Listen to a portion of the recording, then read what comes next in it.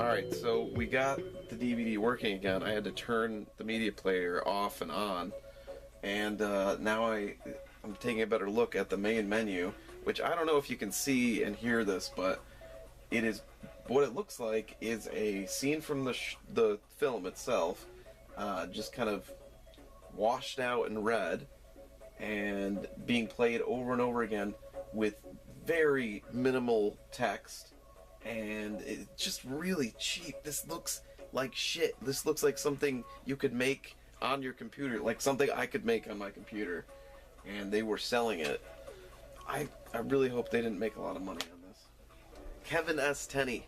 It's a Kevin S. Tenney film, so this is gonna be potentially awesome, because if you remember, Kevin Tenney made Night of the Demons, Witchboard 2, which also had Amy Dolenz in it, and he's made some really good films. So far it's been a pretty horseshit beginning. Slightly entertaining, fairly good production values. It's basically starting off like the beginning of The Rock. So there's a military breach. We find out this military guy's total asshole. He just killed one of his buddies. These guys came in. They're stealing some very highly toxic shit. One of the guys immediately drops the bottle, which they just talked about was extremely dangerous. So that dude fucked up big time.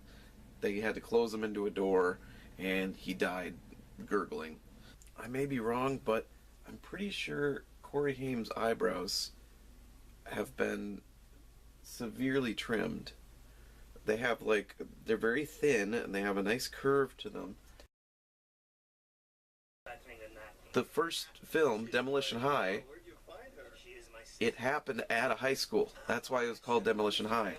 You can't just call this Demolition University if it's not at the university. It should have been called Demolition Water Plant with Corey Haim.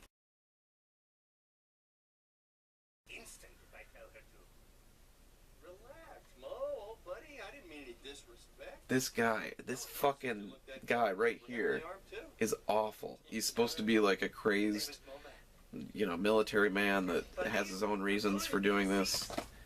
Kind of like the Ed Harris. And, he's just awful. Every line is just shit. I hate this guy so far, and I guess that's good because he's the bad guy, but I hate him for personal reasons. So there's the jock character that's messing with Corey Haim. Oh shit. Okay, they're getting shot at right now. There's the jock character, there's Amy Dolen's character, which is kind of like the hardworking good girl that Corey Haim definitely digs. We will drop the VX solution into the city's water supply. So here we have more rip-off dialogue from The Rock. Basically pretty much the same plot, mixing a little bit of Die Hard 2 in there. I can't stop looking at Corey's eyebrows. It really bothers me. I really just wish he had normal eyebrows, I feel like, and I just feel like he just made the wrong choice for his career. This relationship, Robert Forster and the FBI agent that's sent in to work with him, it's actually really nice, and it feels good because Robert Forster is always good, and the woman that they chose to be the FBI lady is actually a really good actress, and it's so pleasant to see someone like that in this film. And their relationship is really genuine, and it feels nice. I just hope they give her more to do than just kind of be Robert Forster's sidekick. The kills are getting a little bit more brutal. He just set up a tripwire that ended up tripping one of the terrorists into a spike, or an overturned jackhammer, and it just went right through his back, so that was pretty cool. Why can they only get one shot off at a time in this movie? It's like every other movie I've seen like this, there's, the multiple shot, brrr, kind of gun, but in this one they can only get... Is it cheaper to get guns that can only shoot one bullet at a time? It must be. That's definitely a stunt double right there. So something's gonna happen.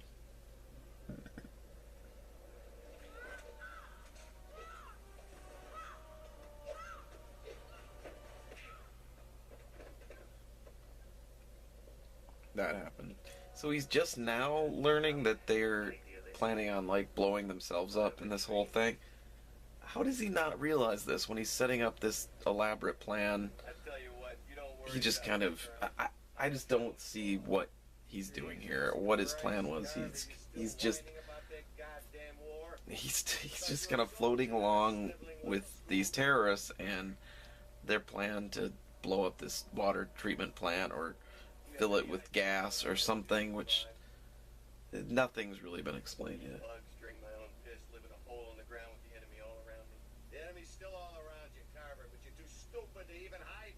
This is really good.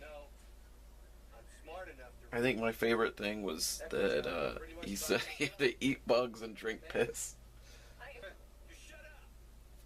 This guy's so good. He's so shitty. It's starting to be good. First it was unbearable, and now it's gotten back to good again. Robert Forster's pants are really high. They're like, he's wearing them old man style with the belt over the belly button.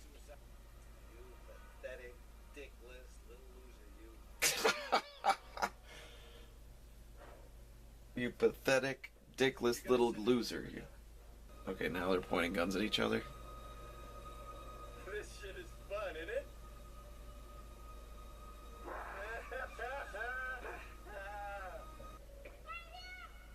Amy Dolenz really hasn't had anything to do with this movie. It's just, she's kind of just screaming and running. And she needs her moment. She needs, like, a very significant moment where she kicks some ass, I think. But it's mostly just Corey running around and punching people and doing most of the work.